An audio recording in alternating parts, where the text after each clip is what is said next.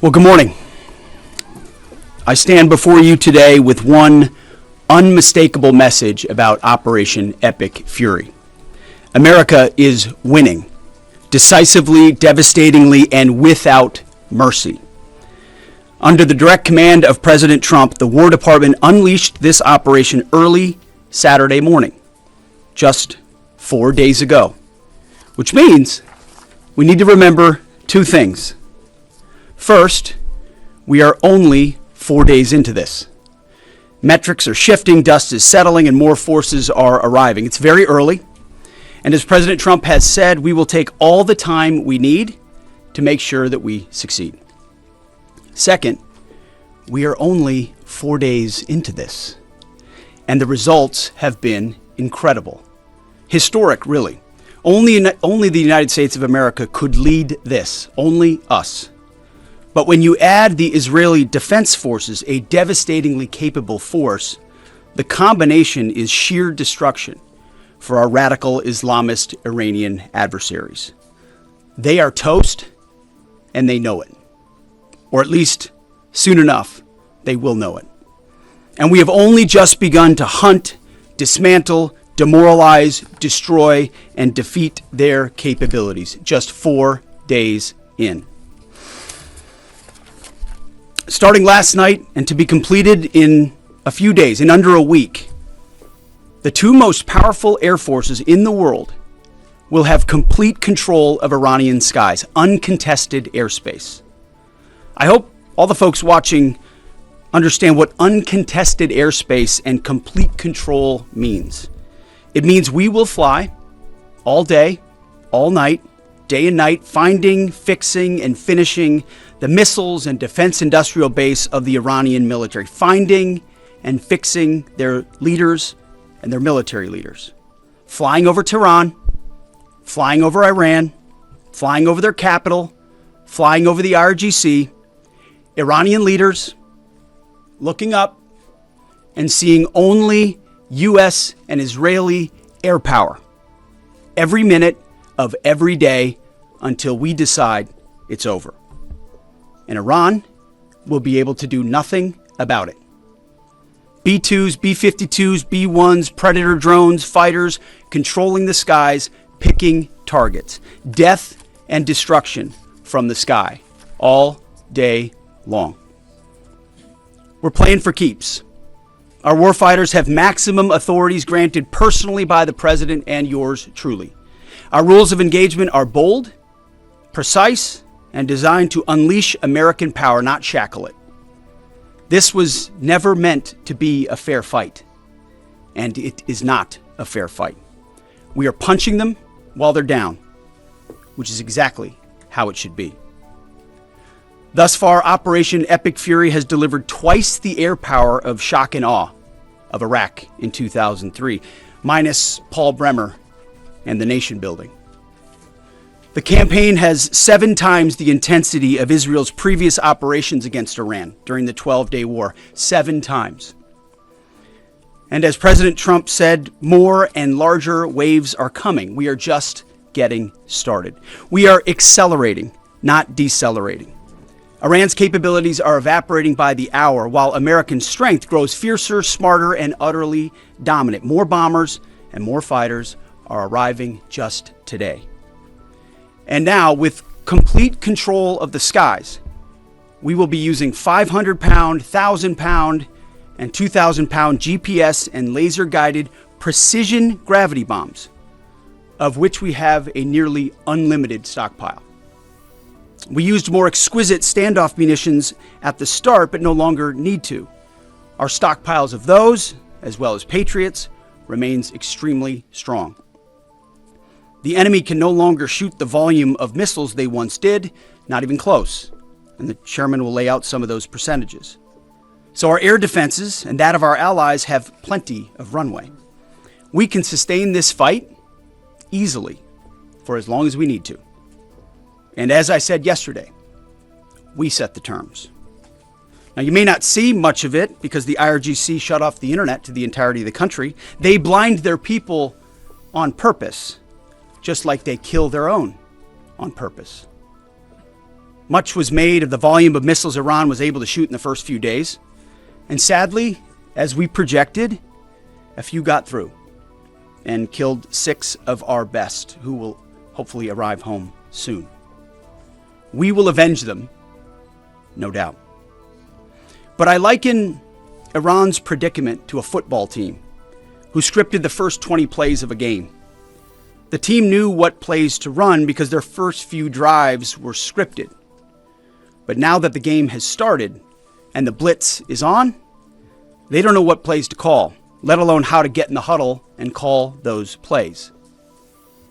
Iran's senior leaders are dead.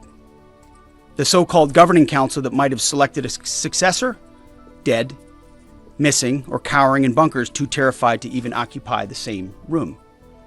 Senior generals, mid-level officers, enlisted ranks, they can't talk or communicate, let alone mount a coordinated and sustained offensive. That's not great for morale. The Iranian Air Force is no more, built for 1996, destroyed in 2026. The Iranian Navy rests at the bottom of the Persian Gulf. Combat ineffective, decimated, destroyed, defeated, pick your adjective. In fact, last night, we sunk their prize ship, the Soleimani. Looks like POTUS got him twice. Their Navy, not a factor. Pick your adjective, it is no more. In fact, yesterday, in the Indian Ocean, and we'll play it on the screen there, an American submarine sunk an Iranian warship that thought it was safe in international waters. Instead, it was sunk by a torpedo. Quiet death. The first sinking of an enemy ship by a torpedo since World War II. Like in that war, back when we were still the War Department, we are fighting to win. Also, yesterday, the leader of the unit who attempted to assassinate President Trump has been hunted down and killed. Iran tried to kill President Trump, and President Trump got the last laugh. Now, this is not a mission accomplished situation. This is simply a reality check. The combination of U.S. and Israeli intelligence and combat power will control Iran, and will control it soon.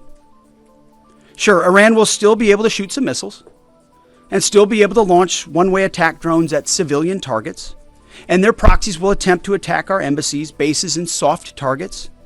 They are terrorists, after all, and they need to target civilians because they can't fight toe-to-toe. But we will find them, and we will kill them. This is what the fake news misses. We've taken control of Iran's airspace and waterways without boots on the ground. We control their fate.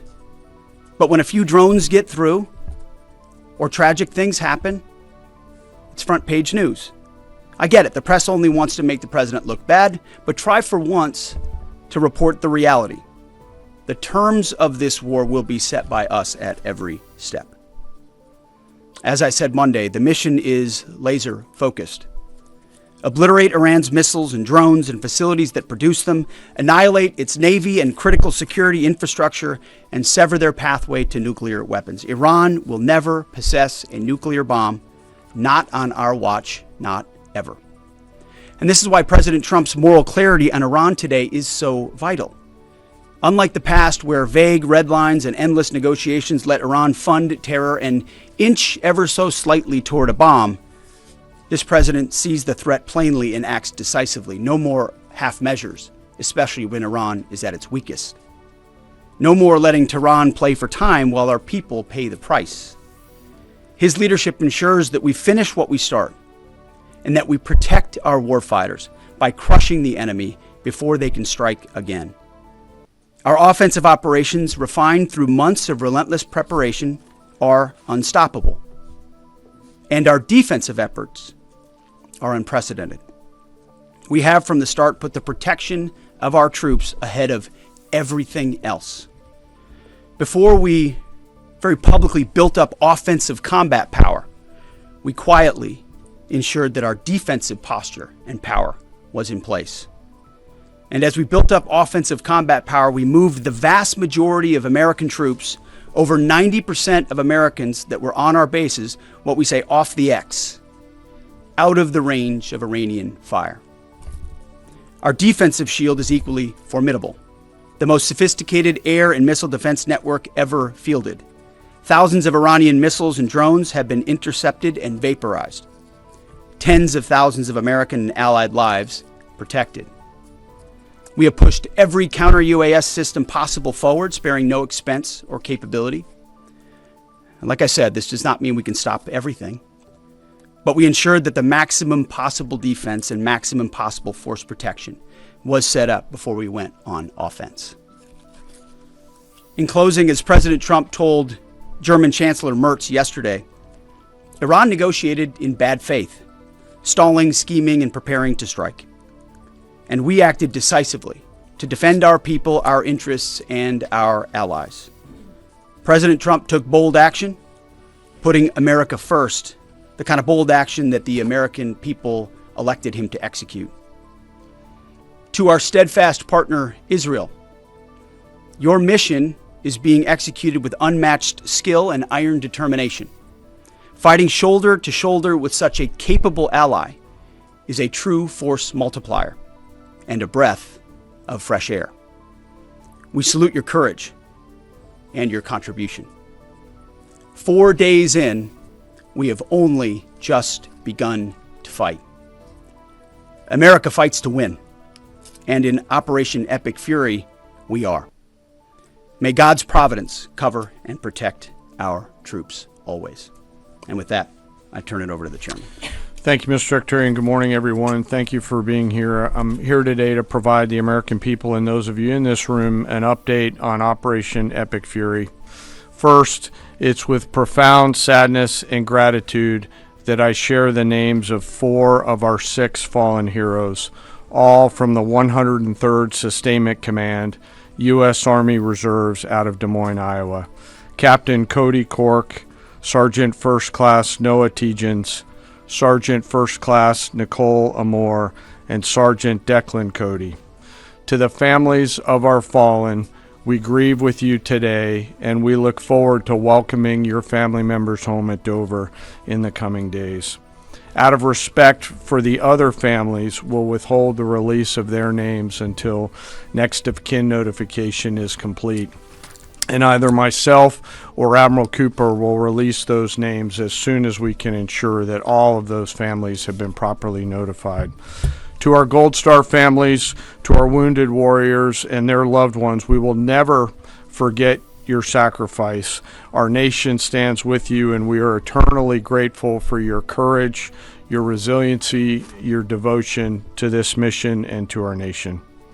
As the Secretary said, we're 4 days in, 103 hours into this campaign. The operation was again launched with clear military objectives designed to dismantle Iran's ability to project power outside of its borders, both today and in the future. First, we are targeting and eliminating Iran's ballistic missile systems to prevent them from threatening the U.S. Forces, partners, and interests in the region. Second, we are destroying the Iranian Navy, degrading its capacity, capability, and ability to conduct operations, not just in the Central Command AOR, but as the Secretary showed in the video, around the world. Third, we're ensuring Iran cannot rapidly rebuild or reconstitute its combat capability or combat power, and those phases will begin as the campaign continues. As of this morning, U.S. Central Command is making steady progress. Iran's theater ballistic missile shots fired are down 86% from the first day of fighting, with a 23% decrease just in the last 24 hours. And their one-way attack drone shots are down 73% from the opening days. This progress has allowed CENTCOM to establish localized air superiority across the southern flank of the Iranian coast and penetrate their defenses with overwhelming precision and firepower. We will now begin to expand inland, striking progressively deeper into Iranian territory and creating additional freedom of maneuver for U.S. forces. Let me explain a little bit about how we're thinking about staying ahead of the enemy. First, over the past several weeks, Admiral Cooper and the CENTCOM team have refined their operational approach to the region. Their planners identified key centers of gravity that would allow Iran to project power outside of its borders. They thought about how to isolate critical vulnerabilities and determined where, with precision, the greatest strategic effect could be achieved. As a result of this, CENTCOM is now shifting in day 4 already from large deliberate strike packages using standoff munitions at range outside an enemy's ability to shoot at us, now into stand-in precision strikes overhead Iran. As the Secretary said, this is a point of munitions transition from standoff munitions to stand-in munitions like Joint Direct Attack munitions, which are GPS-aided free-fall weapons, and other things like Hellfires, etc. This will allow the joint force to deliver significantly increased precision effects on the target. The throttle is coming up, as the Secretary said, as opposed to ramping down. This will allow us to maintain consistent pressure on the adversary over the coming days, disrupt their launch timelines, and impose cost every day around the clock. I know there have been a lot of questions about munitions. We have sufficient precision munitions for the task at hand, both on the offense and defense. But I want to tell you, teammates, as a matter of practice, I don't want to be talking about quantities. And I know there's been a great debate about that, and I appreciate the interest, but just know that we consider that an operational security matter. Let me flip to the map here. Hopefully I don't kill anybody with a laser pointer. As I mentioned earlier, and for you with the camera right there, my friend, I hope I don't ricochet off and hurt you. Over the initial days, the U.S. Joint Forces continued to attack and attrit ballistic missile capabilities as well as integrated air defense capabilities along the southern axis. Along the northern axis, Israel and the Israeli Air Force has predominantly been working integrated air defense targets along the northern flank, as well as medium-range ballistic missile capability as well. From the sea, the USS Ford has continued to project combat power here, as well as the bomber pulses that we talked about in the opening days of this briefing. Along the southern axis, the USS Abraham Lincoln Strike Group has continued to provide pressure from the sea along the southeastern side of the coast and has been attriting naval capability all along the strait and up into the Arabian Gulf at a size and scale sufficiently to address the targets required. To date, we've hit over 2,000 targets, as Admiral Cooper said in his video last night. We've destroyed more than 20 Iranian naval vessels, including, in addition to the frigate outside of the area, one submarine, and effectively neutralized at this point in time Iran's major naval presence in theater out there. As the Secretary showed the video, for the first time since 1945, a United States Navy fast attack submarine has sunk an enemy combatant ship using a single Mark 48 torpedo to achieve immediate effect, sending the warship to the bottom of the sea. I want to remind everybody that this is an incredible demonstration of America's global reach. To hunt, find, and kill an out-of-area deployer is something that only the United States can do at this type of scale. Over the next 24 to 48 hours, CENTCOM will continue to strike infrastructure and naval capability, and will continue to assess our progress against the military objectives. It does take time for us to collect that information and to assess en route. Much of our intelligence, surveillance, and reconnaissance capability is currently hunting and killing ballistic missile launchers and one-way attack capability. We're precise in that assessment, and we call balls and strikes in that assessment. We take that matter seriously. Iran, on the other hand, has been indiscriminate and more imprecise in their attacks. They fired more than 500 ballistic missiles and more than 2,000 drones, striking innocent civilian targets throughout the region. Our partners are answering the call to defend themselves right alongside us. Jordan, Bahrain, Saudi Arabia, the UAE, Qatar, and Kuwait are all defending their people with their own combat capability, with precision and restraint. Jordanian air defense crews recently intercepted a cluster of Iranian one-way attack drones headed to Amman. Bahrain's air defense forces shot down an inbound drone approaching Manama's maritime infrastructure, protecting both their population and critical shipping lanes. Saudi Patriot batteries stopped a salvo of ballistic missiles aimed at energy facilities near Dhahran. The UAE neutralized multiple drones targeting Abu Dhabi's industrial zone, demonstrating speed and precision. And Qatari fighters for the first time have shot down 2 Iranian bombers that were en route to their location. Together, these nations are helping to defend themselves and project power as required against the enemy. We're 100 hours in. It's still very early, as the Secretary said, but the balance is shifting. We've always got to remember that these operations are complex, dangerous, and far from over. Our soldiers, sailors, airmen, Marines, Guardians, and Coast Guardsmen remain in harm's way, and we must be clear-eyed that the risk is still high. This is combat. Let us never forget this. As we continue, I ask that we hold all of our deployed teammates in our thoughts, those standing the watch, flying the sorties, sustaining the fight, and carrying our nation's burden. And I'll stop where I started, and that's remembering our 6 fallen who will return home as soon as possible. I remain humbled, grateful, inspired by every day the valor and professionalism of our joint force. They are quiet professionals through and through, out there doing America's work through the day and through the darkness. And with that, I'll take your questions along with the Secretary. Go ahead. What do you assess the enemy's control and command status is right now? And can you broadly describe our decisive point in this operation? Well, I won't describe the decisive point in the operation because that would tell the bad guys what it was. That's a good question, though. I appreciate the question. There's C2 structures in a bad way. Admiral Cooper's been continuing to pressure C2 at the IRGC C2 and other military elements, and will continue to do so. Thank you for the question. Thank you, Secretary Hegseth. Mary Margaret with the Daily Wire. Couple questions for you and then one for General Kane. Can you tell us more about how we took out the leader who was the leader of the group that was trying to assassinate President Trump?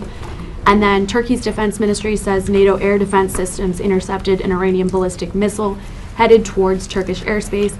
Could this trigger NATO's Article 5, and was it the U.S. who shot it down? On the first question, we've known for a long time that Iran had intentions on trying to kill President Trump and or other U.S. Officials. And while that was not the focus of the effort by any stretch of the imagination, in fact, never raised by the president or anybody else, I ensured and others ensured that those who were responsible for that were eventually part of the target list. It wasn't the beginning of the effort. We were focused on missiles and launchers, and that's the focus. But ultimately, if we had the opportunity to get at those who are trying to get at Americans specifically, we would. And so we eventually had the opportunity to do that from the air. And then on the matter with Turkey, I'll have to get back to you on exactly what the intercept looked like at that. We're aware of that particular engagement, although no sense that it would trigger anything like Article 5. No. Tie right there. You got a tie? Yeah. Thank you. Tom Bateman with the BBC. Can you give us an update on what the administration knows, what you know now about the reported strike on a girls' school in southern Iran on Saturday? All I can say is that we're investigating that. We, of course, never target civilian targets, but we're taking a look and investigating that. Red tie in front. Just on the basis that with the information you would have, your reconnaissance abilities, ability to gather information, I mean, it's several days on now. So is there any clarity on whose munition this was? We're investigating it. Thank you. Secretary, so there are reports that the administration is considering arming Iranian Kurdish groups.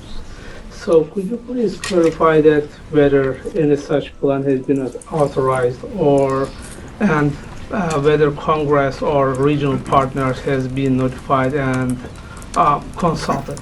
All I would say is none of our objectives are premised on the support or the arming of any particular force. So what other entities may be doing, we're aware of, but our objectives aren't centered on that.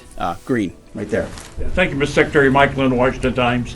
Can you talk a little bit about the deconfliction process that's going on? You have two parallel operations, Epic Fury and Roaring Lion. How are you making sure they're not interfering with each other? Sure, I'm happy to take that. Thank you for the question. We have liaison officers on both sides. There are U.S. CENTCOM teammates out in Israel, and there are Israeli Defense Force teammates at the relevant command and control nodes within the U.S. CENTCOM enterprise. Routinely, Admiral Cooper is talking to the IDF Chief of Defense, and I will occasionally speak to him through the arc of this. I've spoken to him a few times already.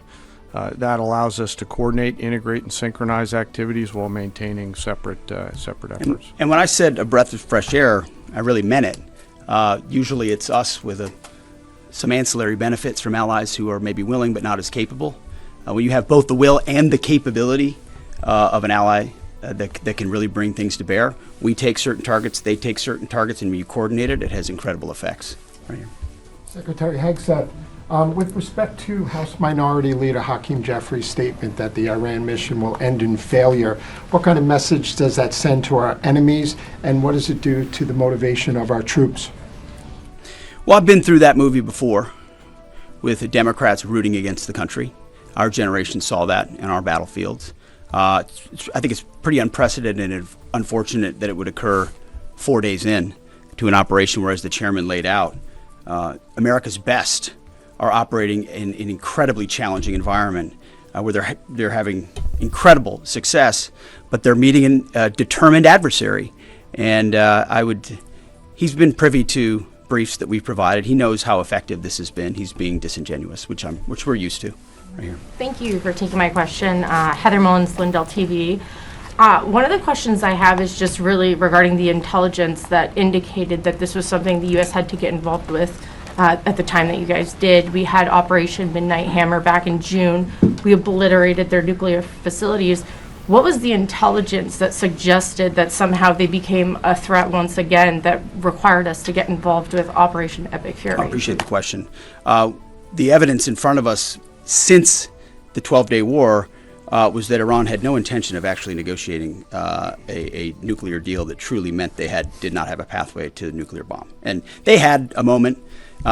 Jared Kushner and Steve Witkoff, two of the best negotiators in the world, poured into that negotiation, giving them every single possible opportunity to release that ambition, and they didn't. And the intelligence that we saw they didn't intend to do it in good faith, that they had the intentions eventually to get to a place where they could have a conventional shield to block their nuclear capabilities, as I talked about yesterday. So I would separate the what from the when a little bit. The what is they've been killing Americans for 47 years. They have thousands of missiles pointed at us. They have ongoing nuclear ambitions, and they're at the weakest they've ever been. So the when became, in a particular, hey, what makes the most sense to do this to ensure that the narrow objectives we have of ensuring they never have a nuclear weapon have a maximum effect? Yes, right here. Thank you, Secretary Hegseth. I had two questions. First, what is your message to Iran's allies, namely Russia and China, who have called for an immediate end to hostilities? I don't have a message for them, and they're not really a factor here. And our issue is not with them, it's with the nuclear ambitions of Iran. Absolutely. And are any so-called fully autonomous weapons or other AI tools being used in Operation Epic Fury? We've got a lot of autonomous systems, or systems that drones and others incorporated with smart AI aspects to them, but a lot of which I can't talk about here. Yeah. Yellow, right there. Yes, ma'am. Thank you very much, Mr. Secretary. As you know, China is accusing the United States of invading in Iran, a sovereign nation, and North Korea, which cooperate with Iran on nuclear development, has declared its commitment to protecting Iran. What is the United States' strategic response to this?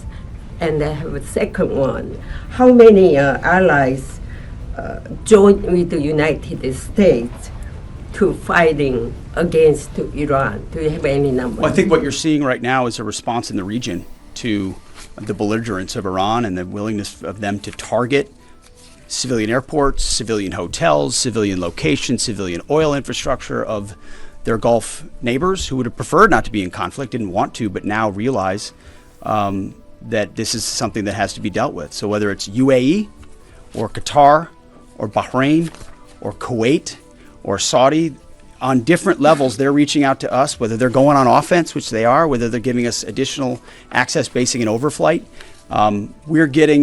We're working very closely and collaborating with them. Also on air defenses. The air defense capabilities of those countries are significant, and when combined with ours and we coordinate, it brings simplicity to the shot doctrine, so we make sure we're using less munitions but being more effective with what we shoot at. And as it pertains to other countries, I'll sort of give the same question. They don't really bear on the case of Iran. We're going to deal with Iran's nuclear ambitions, and that'll send plenty of signals in the process. About the North Right there. Korea. Purple. Are you going to help get Americans out of the region? The military going to help? Secretary, I have two questions. One question for you and the other question for Mr. Chairman. You ruled out that you are not engaging with the Kurdish forces, Iranian Kurdish forces, to incursion from the Kurdistan region to Iran. But now and today, Iranian said that under threat in the Kurdistan region, they said clearly if there is any incursion from the Kurdistan region, they will attack all the Kurdistan region and go war with the Kurdistan region.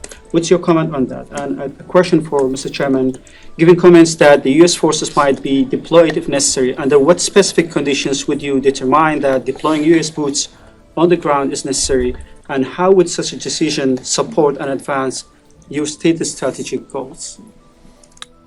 Well, I'm not going to comment on U.S. boots on the ground. I think that's a question for policymakers, and I don't make policy, I execute policy. I will say on the question in the back corner about helping Americans get out, first, it's a great opportunity to encourage everybody in the region to go to the State Department and register. Secretary Rubio's been trying to get that word out, and I'd ask you to help us with that, to have folks register. We've also opened up space available seats as C-17s and other airplanes come in to try to help folks get out. But that's really a State Department matter. But to answer your question, that's what we've been doing. Absolutely. Last question right here. Secretary Hegseth, thank you. Reagan Reese with the Daily Caller. You touched on this in your opening remarks, but I'm hoping you could expand on it a bit. It's been reported that Iran might be trying to outlast our ability to intercept their missiles. It sounds like you guys are saying they don't have the ability to do so. Is that the case? Can they outlast us in their ability to do that? Iran cannot outlast us. We're going to ensure through violence of action and our offensive capabilities and our defensive capabilities, as I said, that we set the tone and the tempo of this fight. That's why stories and speculation about different things that try to make it look like we're limited in what we can do. The only limits we have in this is President Trump's desire to achieve specific effects on behalf of the American people. And that's why we don't talk about, you can say 4 weeks, but it could be 6, it could be 8, it could be 3. Ultimately, we set the pace and the tempo. The enemy is off balance, and we're going to keep them off balance. And we know their ability to shoot versus our ability to defend. That difference gets wider and wider every day. Our defense gets better, their offense capabilities diminish. As we are going into ammunitions that we, as we said, have tens of thousands of and can drop unlimited supplies on with even more effects than the standoff emissions we have now, which is why when we say the throttle's going up, the throttle's going up and it's going to stay on high. Thank you all very much. Appreciate it.